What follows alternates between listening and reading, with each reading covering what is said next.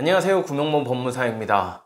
과거 집값이 상당히 많이 오르던 시기에 이 집을 담보로 대출을 받은 사례가 상당히 많은데요. 이러한 집값도 어느새 상당히 많이 떨어지게 되었죠. 이로 인해서 당시 대출을 받았던 금액보다 오히려 현재 집값이 더 낮은 그런 현상이 발생하고 있습니다. 이렇게 대출금의 금리 부담으로 인해 더 이상 집을 유지하지 못하고 경매로 처분을 했을 때 남은 잔존 채무를 어떻게 해야 할지가 문제가 되는데요. 이번 시간에는 이렇게 담보대출을 받았을 때 개인회생을 하게 되면 경매 이후에 남아있는 그 담보대출 잔존 채무는 어떻게 처리가 되는지 설명드리겠습니다.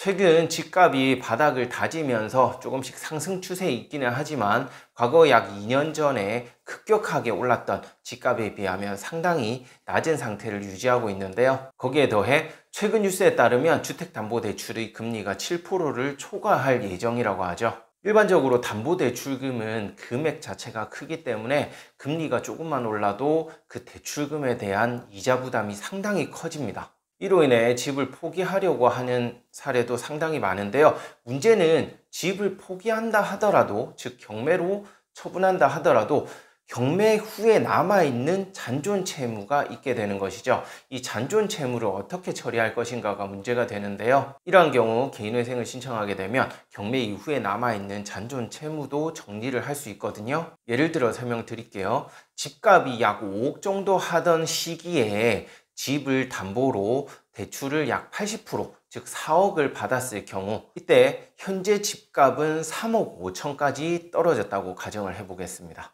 그렇게 되면 오히려 대출금인 4억보다 집값이 더 낮아지는 결과가 발생하는 거죠. 거기에 더해 최근 대출금 금리에 따르면 원리금을 30년간 분할하여 상환한다 하더라도 약 250에서 300만 원에 가까운 돈을 납부해야 되거든요. 이러한 채무를 감당할 수 없어서 개인회생을 신청할 경우 우선 집은 경매로 처분을 해야 됩니다. 반드시 경매로 처분을 할 수밖에 없게 되고요. 다만 개인회생을 하게 되면 당장 경매를 하지는 못하거든요. 따라서 개인회생 신청 후 인가결정이 날 때까지는 경매를 신청하지 않는 것이 일반적입니다.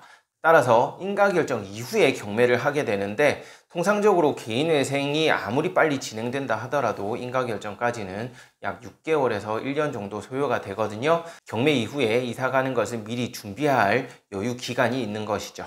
이렇게 개인회생 인가결정 후에 경매가 진행되고 경매의 낙찰가는 아무래도 일반 시세보단 조금이라도 적게 낙찰이 될 수밖에 없겠죠. 예를 들자면 약 3억 5천 정도 시세의 아파트가 경매가 진행된다고 했을 때는 통상적으로 한 10% 정도는 적어도 저렴하게 낙찰이 이루어지고 있습니다. 따라서 이에 따르면 약 한 3억 2천 정도의 낙찰이 된다고 했을 때 대출금은 4억이고 낙찰 금액은 3억 2천이니까 약 8천만 원의 채무가 남게 되죠. 이 채무는 별도로 갚아야 하는 것은 아니고요. 개인회생을 진행하게 되면 경매 이후에는 이 잔존 채무는 일반 채권으로 전환이 됩니다. 담보대출에서 일반 대출처럼 전환이 되기 때문에 개인회생 절차에서 정해진 변제금만 잘 납부를 한다면 남아있는 잔존 채무를 별도로 변제하지 않고 탕감을 받을 수 있는 것이죠.